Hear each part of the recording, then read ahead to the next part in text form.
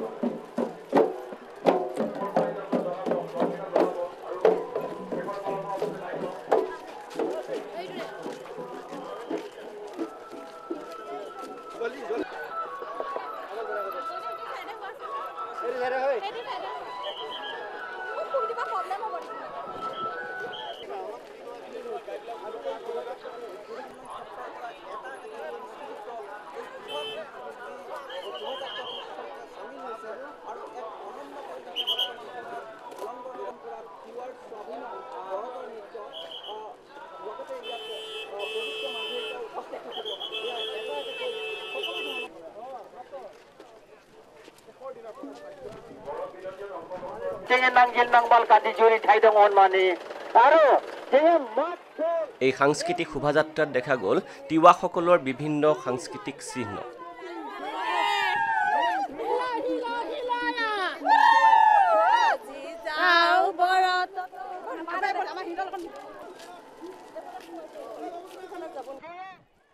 লগতে পৰিলক্ষিত হ'ল সত্ৰীয়া নৃত্য, বিহু নৃত্যকে আদি কৰি বহু সাংস্কৃতিক সমল, যি সমলে অসমীয়া জাতি সংস্কৃতিক উদ্বুদ্ধ কৰি আহিছে চিৰদিন।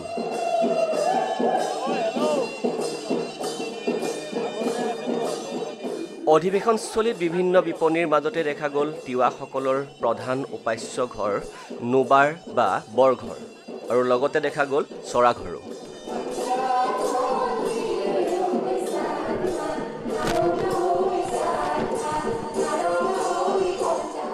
চাংখোলা, ডেকাচাং আদি তিৱা জাতি সংস্কৃতিৰ প্ৰতীকসমূহো দেখা গ'ল এই অধিৱেশনস্থলীত।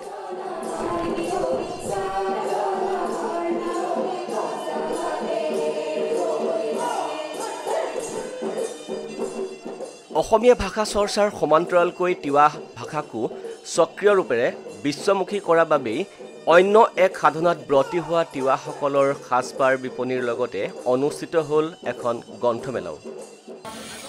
অনুবাদ কৰিছে তিৱাসকলে অনুবাদ কৰিছে জনাৰ্দন ঠাকুৰে।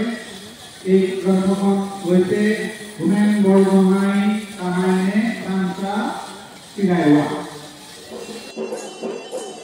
ইপিনে পিছ পৰি নাথাকিল লোকশিল্পীৰ শিল্পকলা। ভাল লাগিছে আজি আহিছোঁ, মানে তিনিদিনীয়া প্ৰগ্ৰাম হয় আৰু আজি শেষৰটো দিন। আজি আহিছোঁ, ভাল লাগিছে। ঐতিহ্যমণ্ডিত ওজাৰিত এবাৰ 13 নম্বৰবাৰৰ কাৰণে তিৱা সাহিত্য সভা অনুষ্ঠিত হ'বলৈ গৈছে। ময়ো এনেকৈ লাগি থকা নিচিনাই হৈছে আৰু। কালি প্ৰথম দিনা আহিলোঁ, বহুত ভাল লাগিল। তাৰপিছত কালিও আহিলোঁ। আজি শেষৰ দিন কাৰণে আজি মানে অলপ ফূৰ্তি ফাৰ্তা কৰিবলৈ আহিছোঁ আৰু।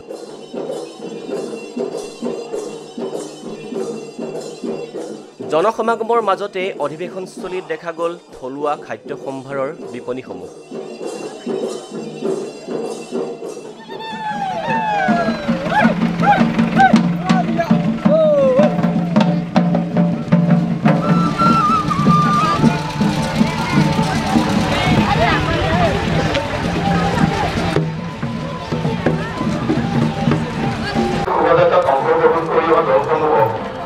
সাংস্কৃতিক শোভাযাত্ৰা ইতিমধ্যে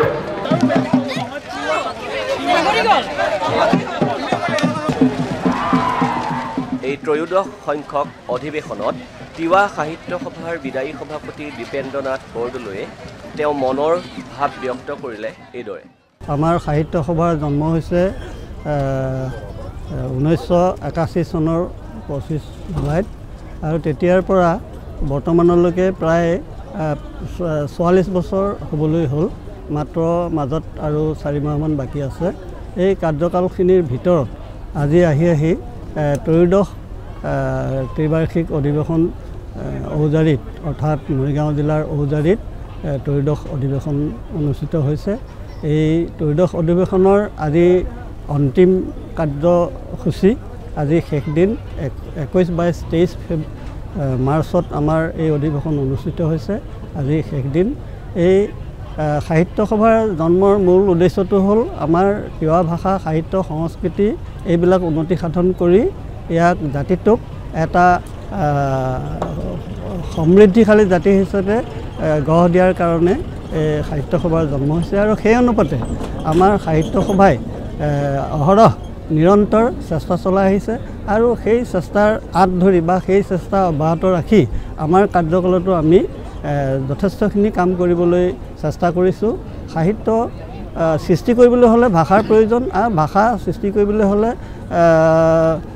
লিখিত ৰূপ লাগে, আৰু লিখিত ৰূপৰ কাৰণে লিপি লাগে। এই লিপি আমি ৰোমান লিপি গ্ৰহণ কৰি এই ৰোমান লিপিৰে আমাৰ সাহিত্য চৰ্চা কৰিছোঁ। আৰু ইতিমধ্যে আমি এই সাহিত্য চৰ্চা কৰাৰ মাজেদি আমি যথেষ্টখিনি উপকৃত হৈছোঁ বুলি ভাবিছোঁ। আমাৰ সাহিত্যিক নৱপ্ৰজন্মৰ কিছু সাহিত্যিক আমাৰ সৃষ্টি হৈছে, আৰু এই সাহিত্যিকসকলে গল্প প্ৰবন্ধকে আদি কৰি অনুবাদ গ্ৰন্থ আদি প্ৰকাশ কৰি প্ৰণয়ন কৰিব পাৰিছে। সেইকাৰণে আমি এটা অনুভৱ কৰিছোঁ যে আমাৰ সাহিত্য সভাই এটা উন্নতিৰ পথত আগবাঢ়িছে বুলি আমি ভাবিছোঁ।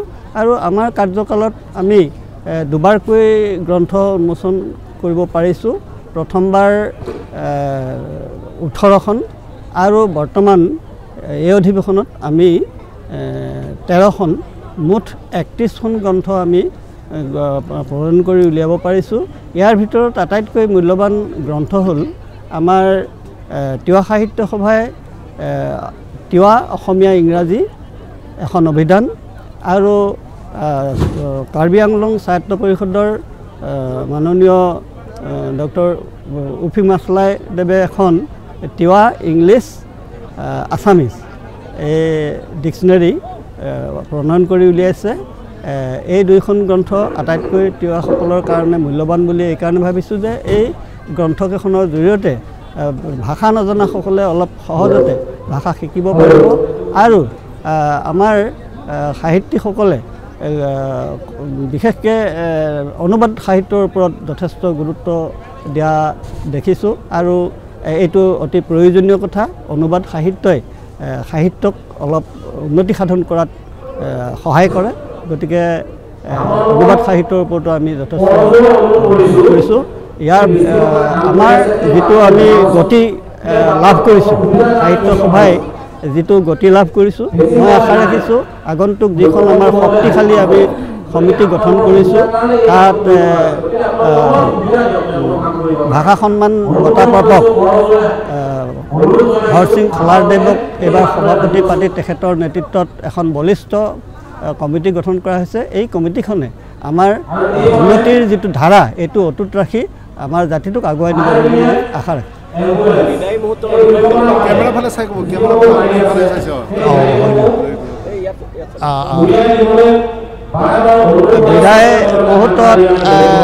বিদায় মুহূৰ্তত মোৰ অনুভৱ এইটোৱে হৈছে যে আমি জাতিটোৰ কাৰণে যি চেষ্টা অব্যাহত ৰাখিছোঁ, এই চেষ্টা যাতে আগলৈকে অব্যাহত থাকে।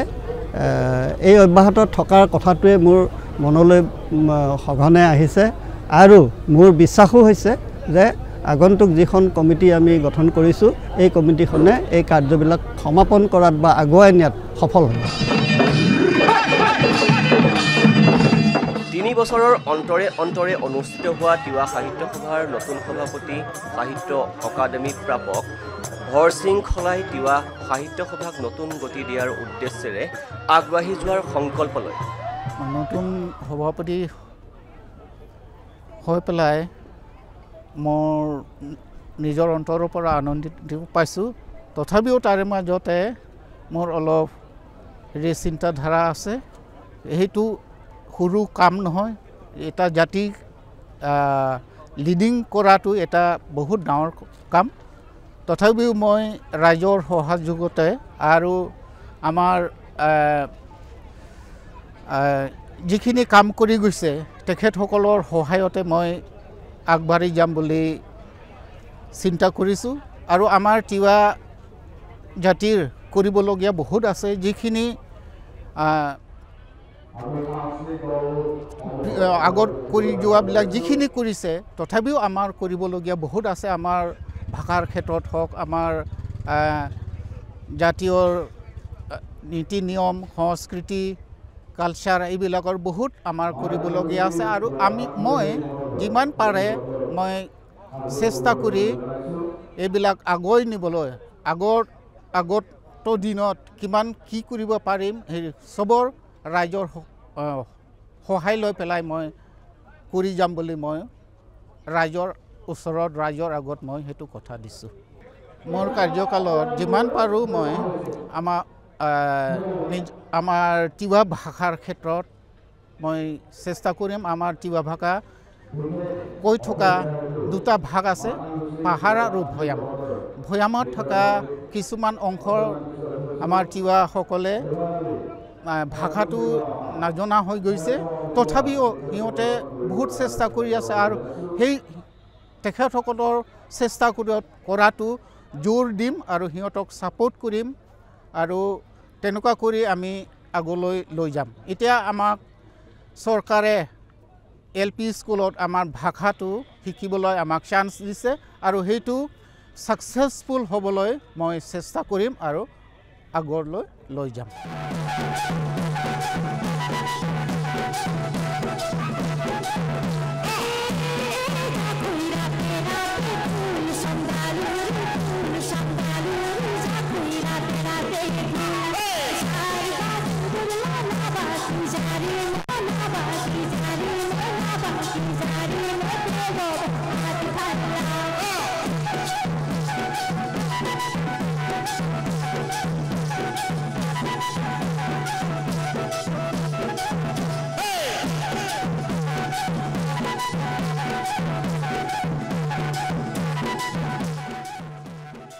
তিৱা সাহিত্য সভাৰ প্ৰাক্তন সম্পাদক কাৰ্যবাহী সদস্য কাৰ্বি আংলং অট'নমাছ কাউন্সিলৰ উফিং মাছলাইও তেওঁ মন্তব্য কৰে এইদৰে।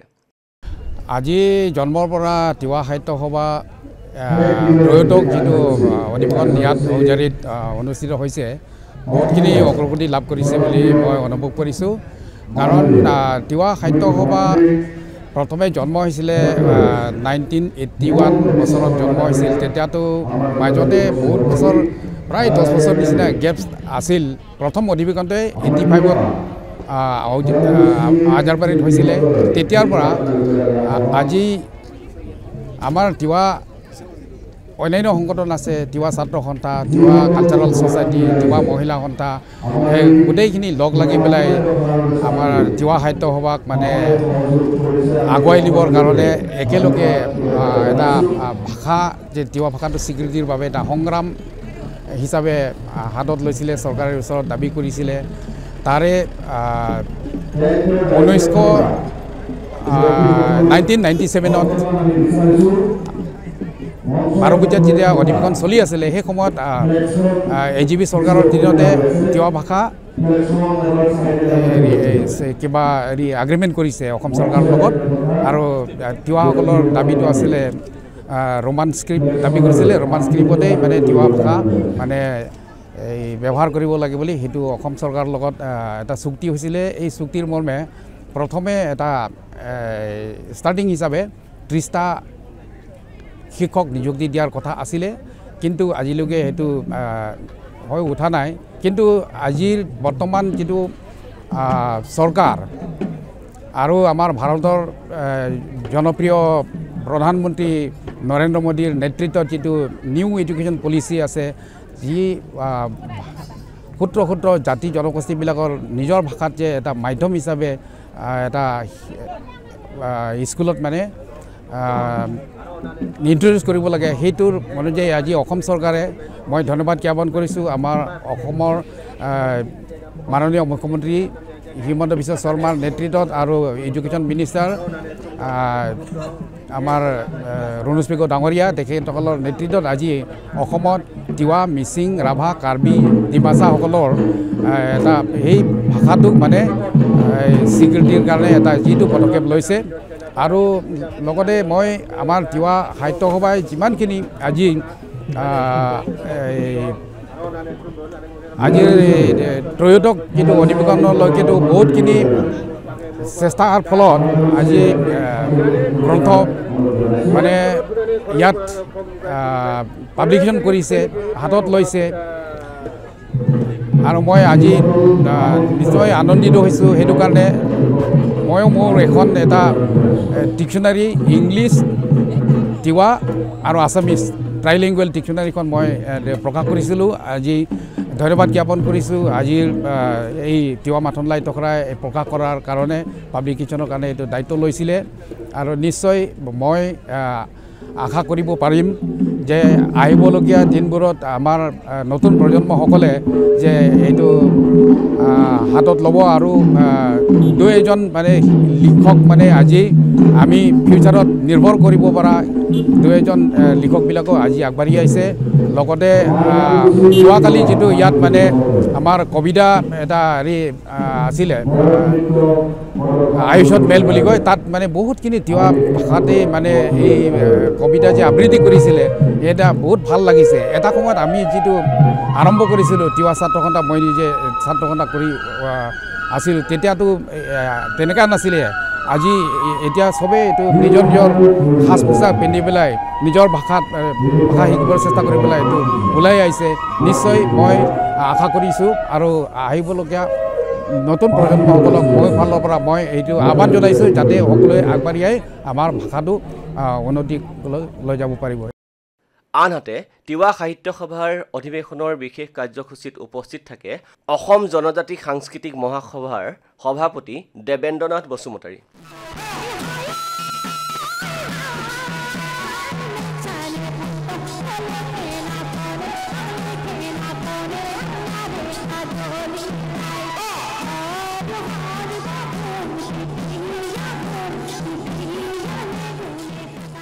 বিভিন্ন জাতি জনজাতিৰ বহুলোকে অধিৱেশনস্থলীত ভিৰ কৰাৰ লগতে বিপণীসমূহতো দেখা পোৱা গ'ল এক উৎসৱমুখৰ পৰিৱেশ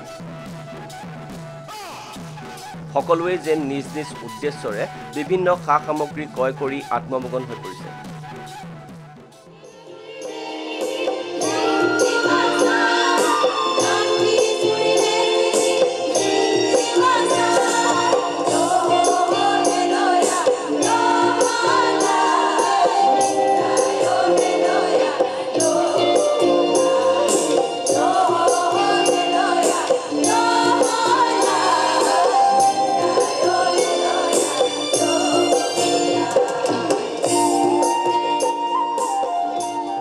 ইপিনে তিৱা নতুন প্ৰজন্মৰ বহু যুৱক যুৱতীও অধিৱেশনস্থলীত উপস্থিত থাকি নিজৰ ভাষা সংস্কৃতিক আগুৱাই নিবৰ বাবে যেন এক অনন্য প্ৰয়াসতহে লিপ্ত হৈছে তেনে পৰিলক্ষিত হয়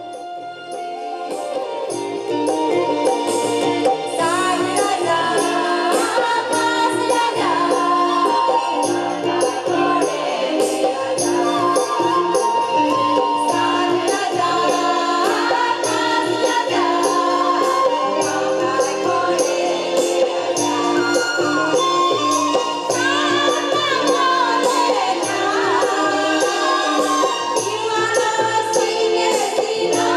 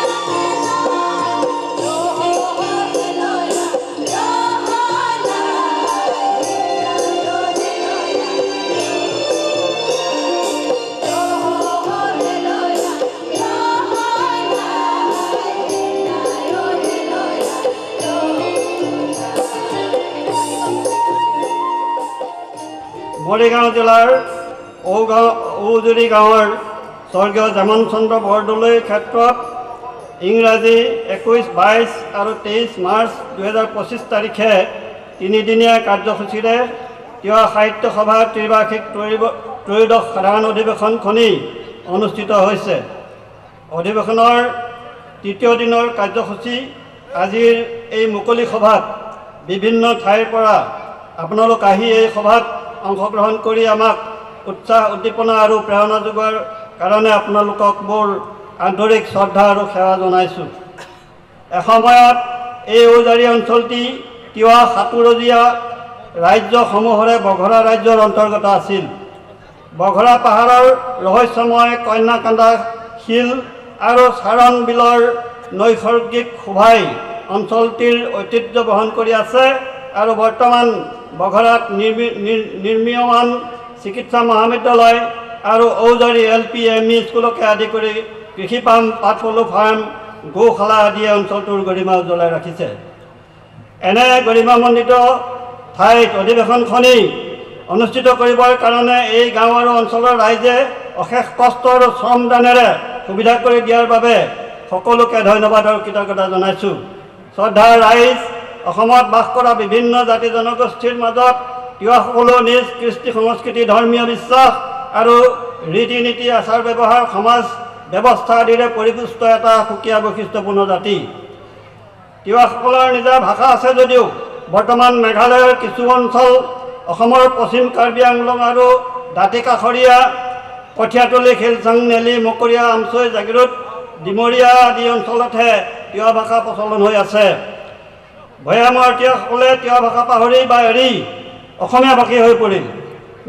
দাঁতি কাষৰীয়া অঞ্চলসমূহতো আকৌ জ্যেষ্ঠ বা পিতৃ মাতৃসকলৰ বাদে নৱপ্ৰজন্মৰ স্থানে তিৱা ভাষাৰে কথা ক'বলৈ এৰি অসমীয়া ভাষাৰেহে কথা কয়। তেওঁলোকৰ মাজত এই অৱস্থা যদি আৰু বেছিদিন চলি থাকে তেনেহ'লে ভৈয়ামৰ দাঁতি কাষৰীয়া অঞ্চলসমূহৰ দৰে সেই অঞ্চলতো তিৱা ভাষাৰ চিন-চাপ নোহোৱা হ'বলৈ আৰু বেছিদিন নালাগিব।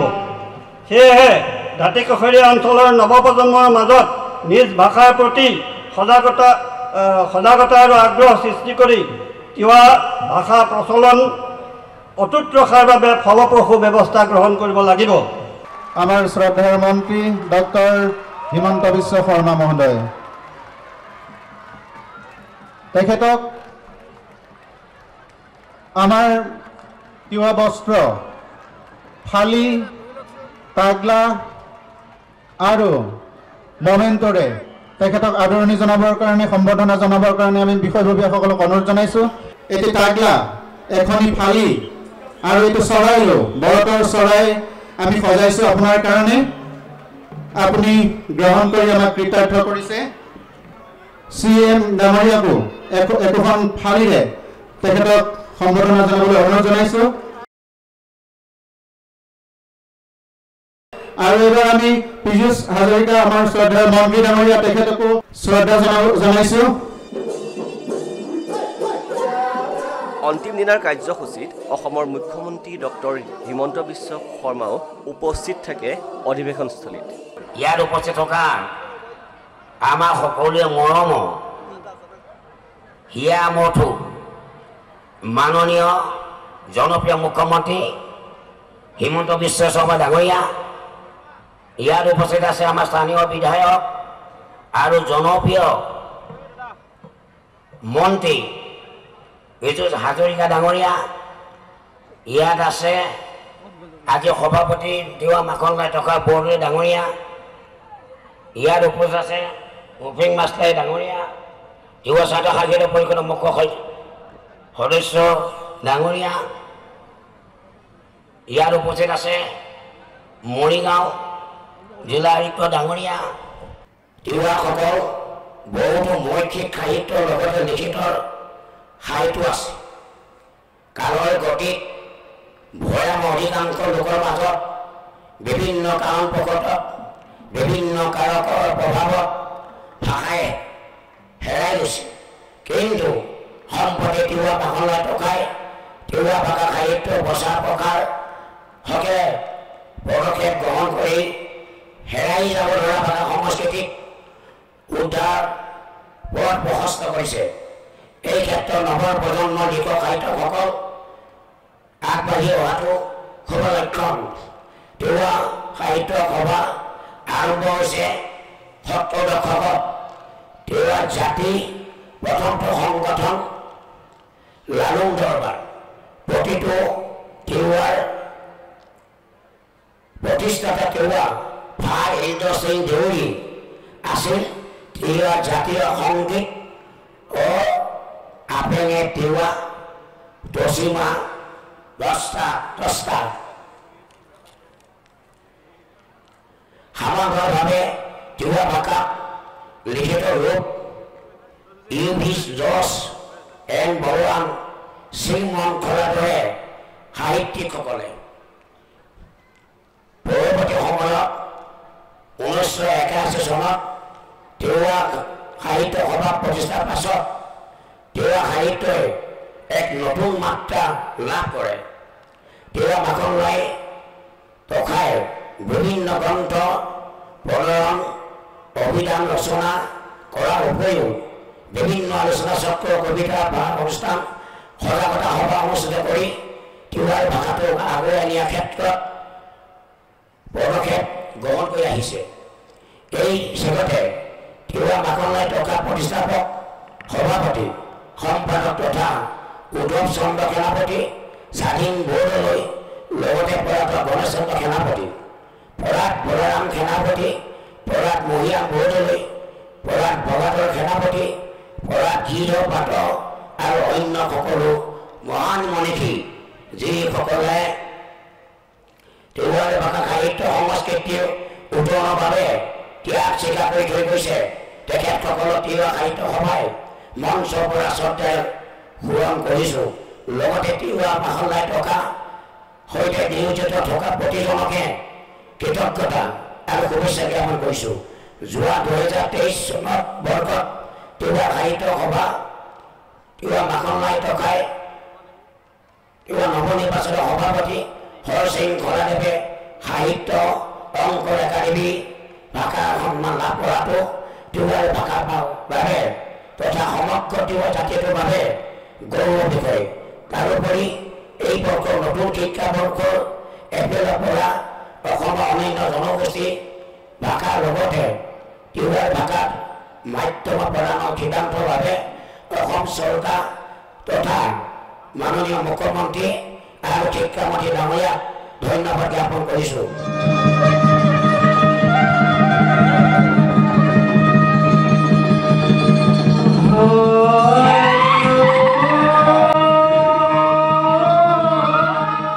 তিৱা সাহিত্য সভাৰ অধিৱেশনৰ অন্তত বৰত বিনন্দীয়া নামৰ এক অনুষ্ঠান পৰিৱেশন কৰে অধিৱেশনস্থলী। যি অনুষ্ঠানত 1000 গৰাকী শিল্পীয়ে একেলগে নৃত্য পৰিৱেশন কৰে।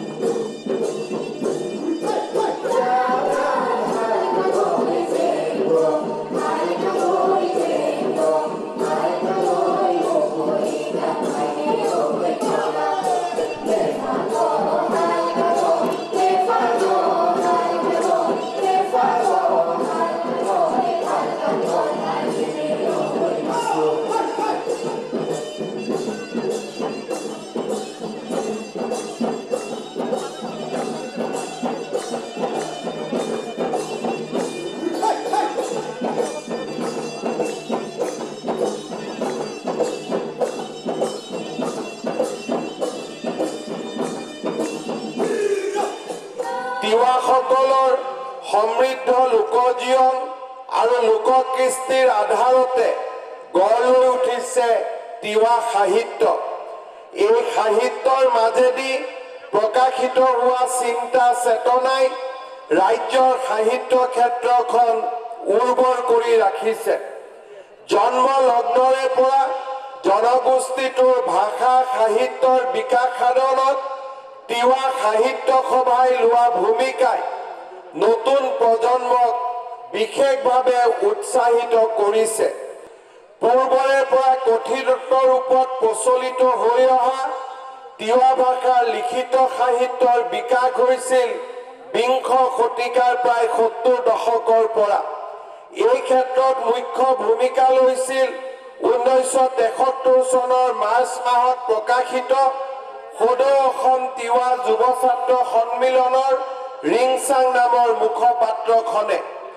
ৰিংচাঙত তিৱাসকলৰ আঁতিগুৰি জনগোষ্ঠীটোৰ গৌৰৱমণ্ডিত ইতিহাস, সমাজ আৰু ৰাজনীতি, কৃষ্টি সংস্কৃতিৰ উপৰিও তিৱা ভাষা আৰু সাহিত্য বিষয়ক কেতবোৰ লেখা প্ৰকাশ পাইছিল।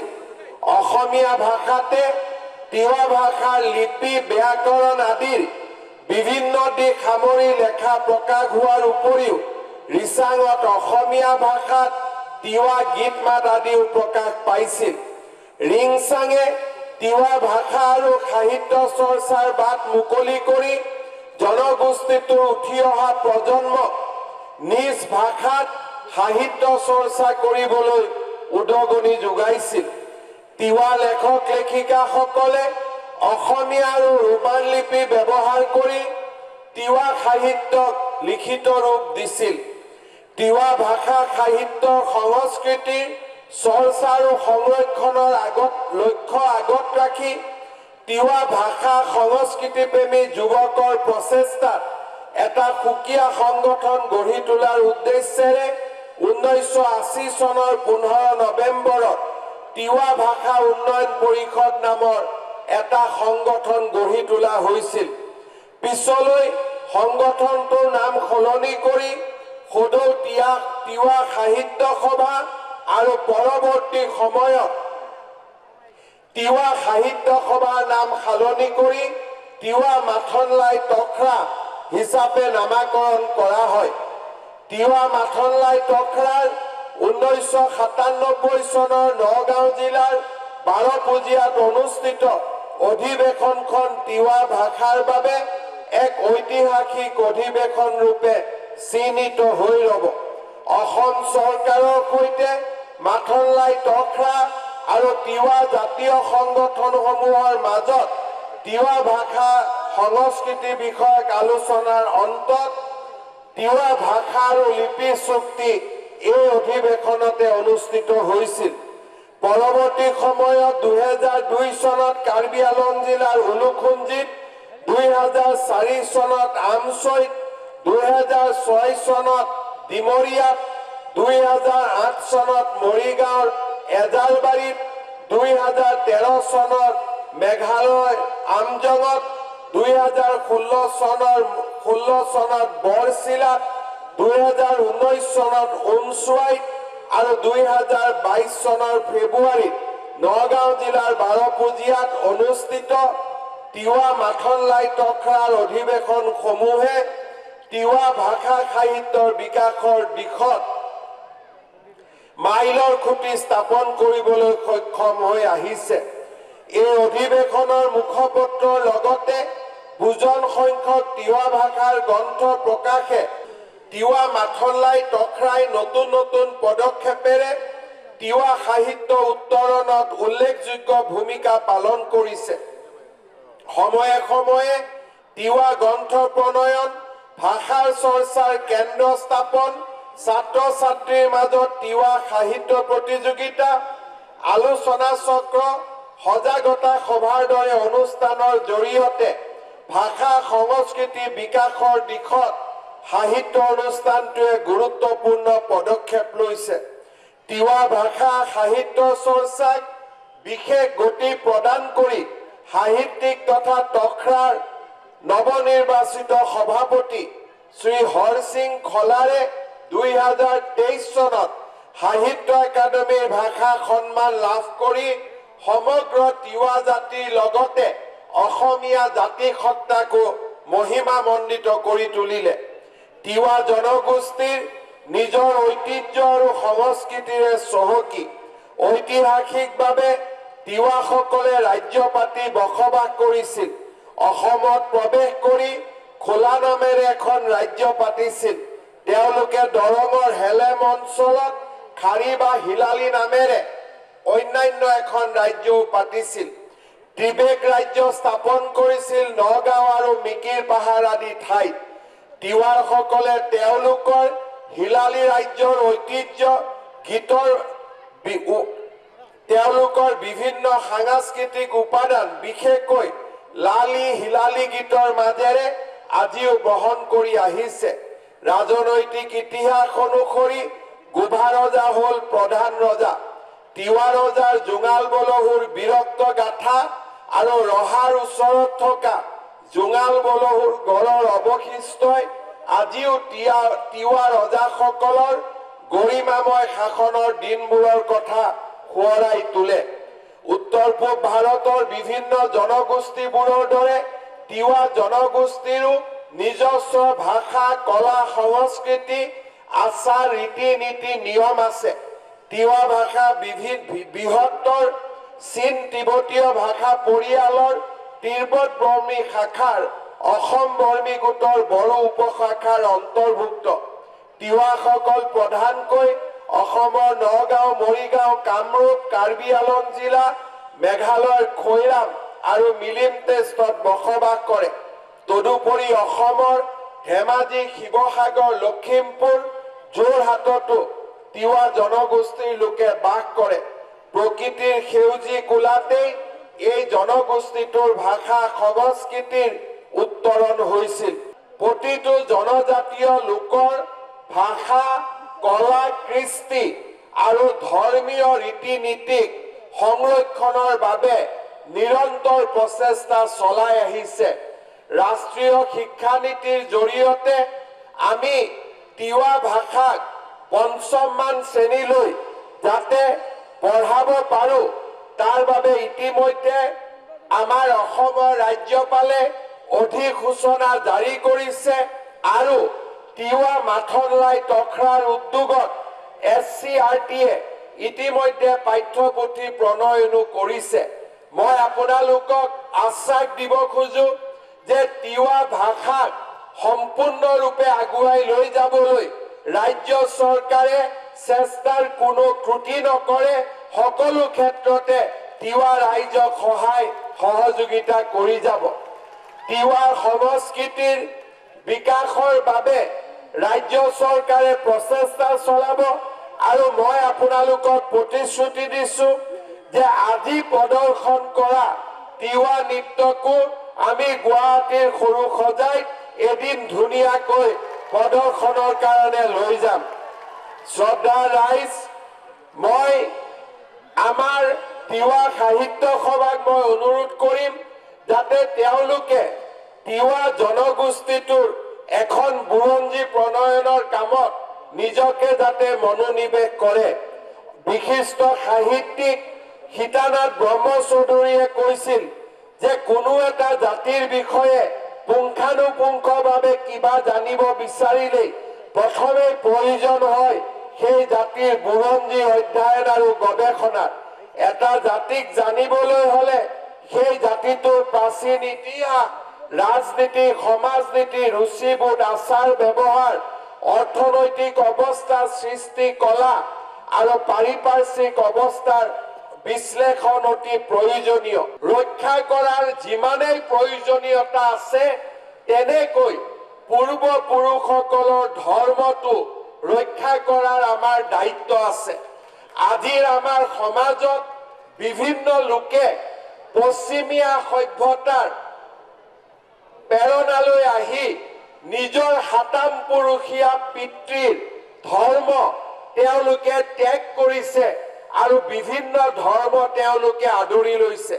মই অসম বিধানসভাত কৈছিলো যে আমাৰ জনজাতীয় লোকসকলে আমাৰ মূল শ্ৰেণীৰ সনাতনী হিন্দু ধৰ্মকো আদৰি লোৱাৰ প্ৰয়োজন নাই আনহাতে তেওঁলোকে পশ্চিমৰ পৰা অহা ধৰ্মকো আদৰি লোৱাৰ প্ৰয়োজন নাই এটাই মাত্ৰ প্ৰয়োজন মোৰ পূৰ্বপুৰুষে যি ধৰ্মক বিশ্বাস কৰিছিল সেই ধৰ্মক যাতে আমি অক্ষুণ্ণ ৰাখিব পাৰো কাৰণ সিয়ে হ'ল আমাৰ পৰিচয় ভাষা আমাৰ পৰিচয় সাহিত্য আমাৰ পৰিচয় আমাৰ সাজ পোছাক আমাৰ পৰিচয় আমাৰ কলা সংস্কৃতি আমাৰ পৰিচয় আৰু তাৰ লগে লগে আমাৰ হাতাম পুৰুষীয়া ধৰ্মও আমাৰ পৰিচয় মই তিৱা লোকসকলক অনুৰোধ কৰিম যে কোনো পৰিস্থিতিতে আপোনালোকে যাতে নিজৰ ভৰিৰ তলৰ মাটি কাকো কাঢ়ি লৈ যাবলৈ অনুমতি নিদিয়ে নিজৰ ভৰিৰ তলৰ মাটি আপোনালোকে সকলোৱে যাতে ধৰি ৰাখে এইদৰে সমাপ্তি ঘটিল তিৱা সাহিত্য সভা 2025ৰ এই অধিৱেশন